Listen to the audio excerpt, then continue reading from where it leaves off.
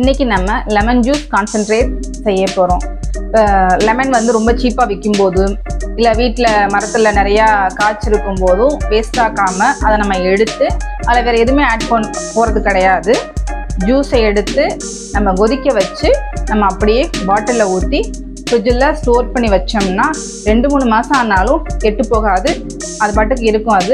இதை நம்ம லெமனை வச்சு நார்மலாக யூஸ் பண்ணுற எல்லாத்துக்குமே வந்து நம்ம யூஸ் பண்ணலாம். லெமன் ரைஸு, மயனஸ் செய்கிறதா இருந்தாலும் சரி, லெமன் ஜூஸ் போடுறதா இருந்தாலும் சரி, எல்லாத்துக்கும் நம்ம காமனாக யூஸ் பண்ணலாம். நம்ம லெமனை கட் பண்ணி அந்த ஜூஸை ஃபஸ்ட்டு நம்ம எடுத்துருவோம்.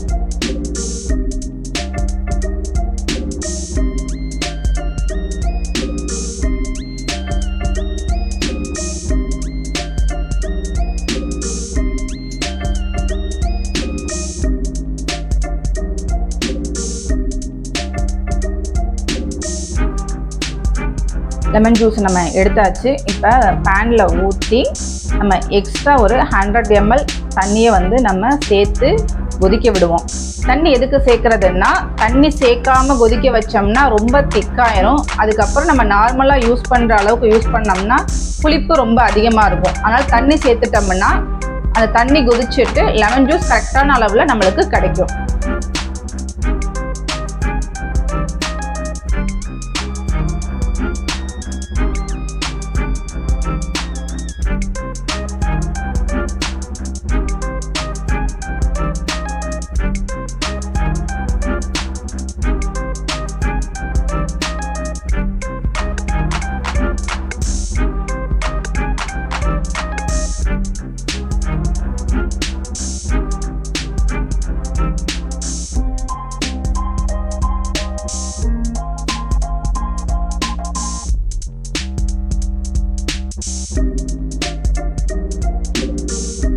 இப்போ பார்த்தீங்கன்னா இப்போ ஊற்றின அளவுக்கு நல்லா குறைஞ்சிருச்சு.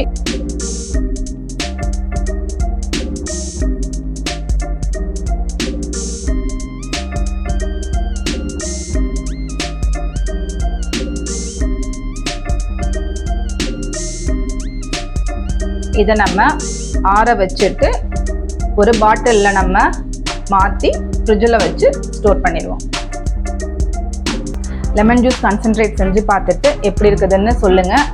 நம்ம சேனலை பார்த்துட்டு இருக்கிறவங்க சப்ஸ்கிரைப் பண்ணலைன்னா சப்ஸ்கிரைப் பண்ணுங்கள், லைக் பண்ணுங்கள், ஷேர் பண்ணுங்கள்.